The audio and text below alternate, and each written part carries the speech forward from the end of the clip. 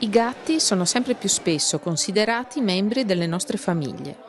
Secondo le ultime statistiche, sono in continuo aumento anche in Italia coloro che si innamorano pazzamente di questo animale, che insieme al cane è uno dei migliori amici dell'uomo.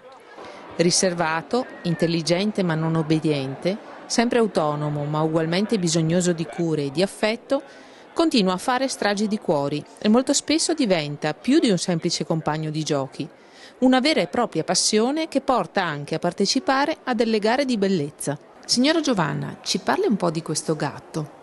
Le caratteristiche sono che sono incrociati col leopardo asiatico, è un gatto, hanno fatto l'incrocio, però possono venire in esposizione solamente i gatti dopo la terza generazione, senza il leopardo. In Italia è proibito importare il leopardo asiatico.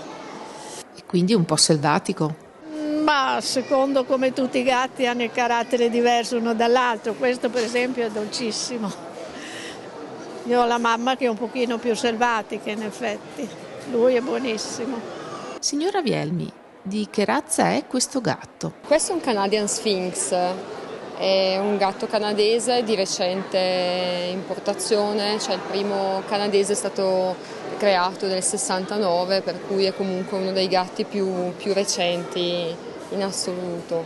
E come mai la scelta di questa razza particolare? Amore a prima vista. Quando l'ho visto per la prima volta mi sono innamorata di questo gatto perché è dolcissimo e tenerissimo, poi al tatto dà una sensazione di caldo, è proprio bello.